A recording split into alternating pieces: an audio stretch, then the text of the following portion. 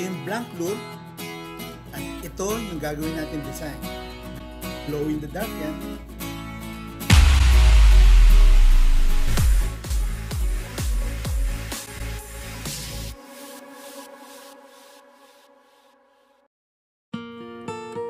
For God so loved the world that He gave His only begotten Son.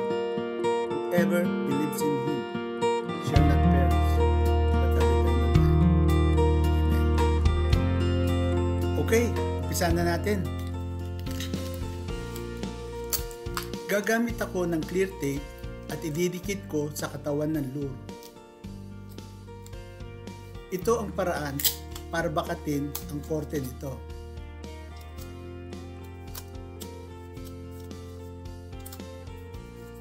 Gumamit ng lapis at bakatin. Siguraduhin nyo lang na eksakto yung mga guhit na ginawa ninyo.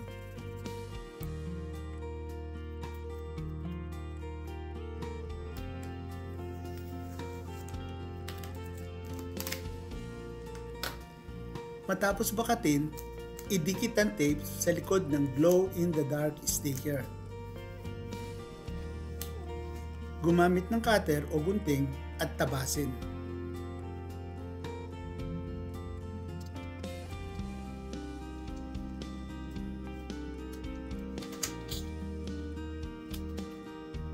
Tanggalin ang tape at ilipat sa scale pattern sticker. Itong sticker na to, ito yung magbibigay ng kaliskis effect.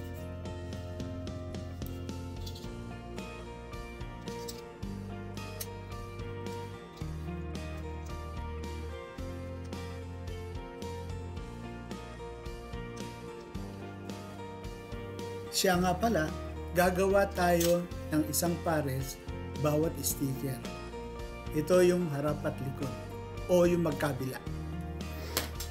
Ayan, at kompleto na ang ating sticker. Ngayon naman, kumuha ng marker at kulayan ang katawan ng lure.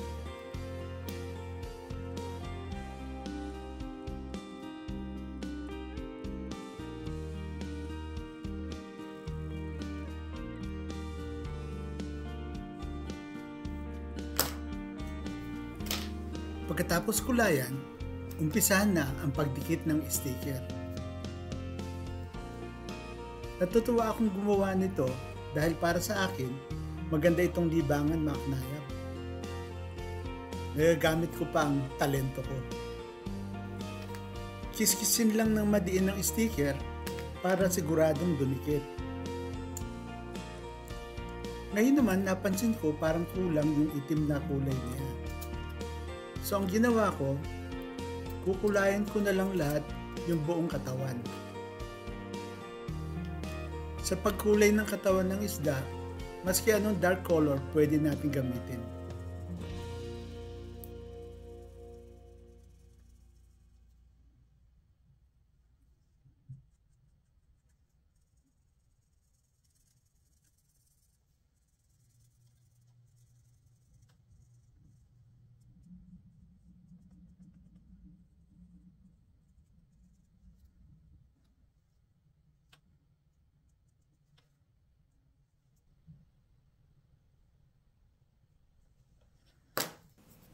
O ayan, tapos na tayo sa pagkulay, pwede na natin idikit yung scale pattern na sticker. Kung mapansin niyo, kitang-kita yung design dahil sa maitim ang kanyang background. So ngayon, ididikit ko lang yung mga natitira pang sticker.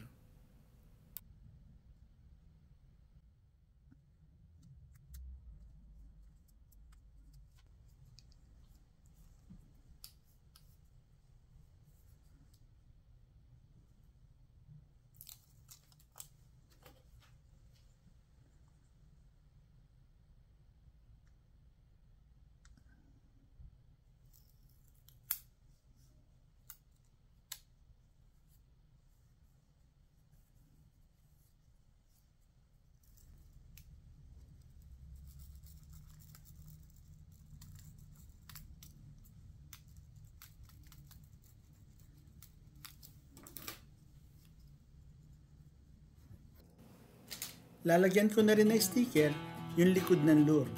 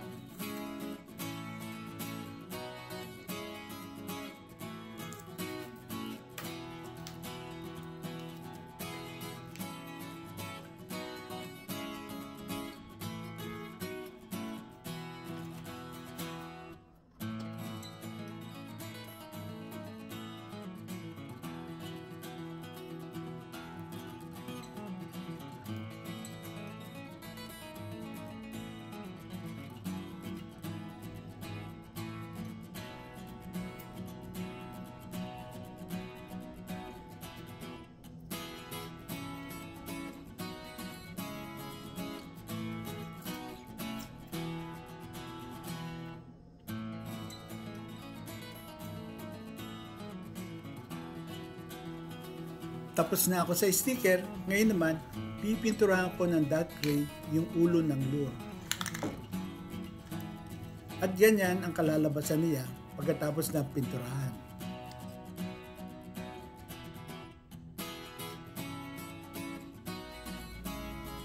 Bago idikit ang mga mata, i-coat ko muna ang lure ng 2 parts clear epoxy. Ginagamitan ko ito na epoxy para lalo siyang matibay pag gagamitin na natin sa tubig. Haluin lang maigi ang epoxy at bago ipahid, siguraduhin walang bula.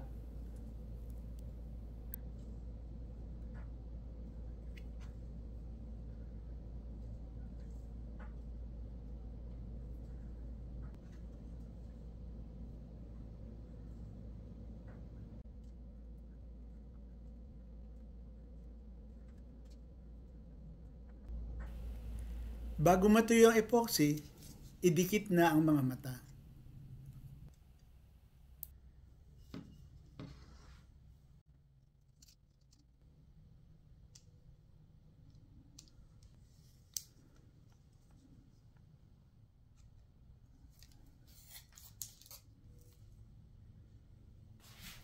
Patuyuin ang epoxy ng 24 oras.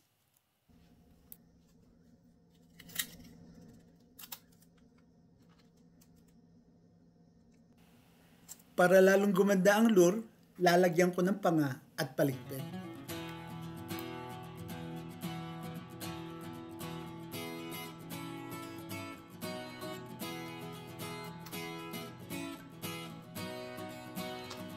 At ang gagamitin ko dito ay foil tape.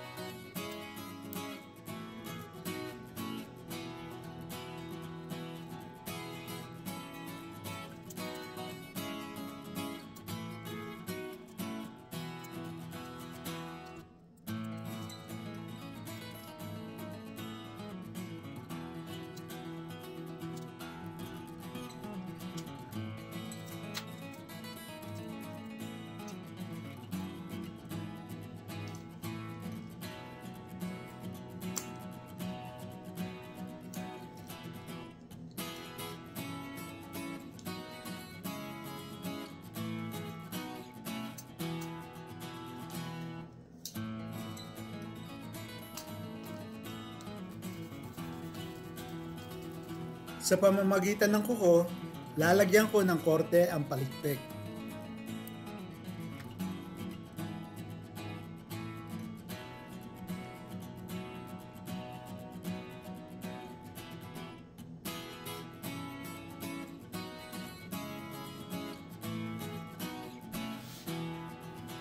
O ayan, natapos na ang lure at pwede na nating ilagay ang treble hook o ang ating taga.